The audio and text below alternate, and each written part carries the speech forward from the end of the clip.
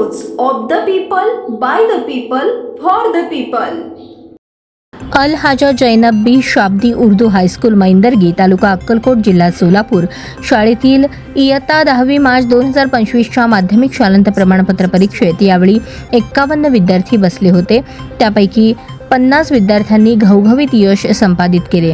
विशेष श्रेणीसह 2 विद्यार्थी, प्रथम श्रेणीसह 16 विद्यार्थ्यांनी यश संपादित केले.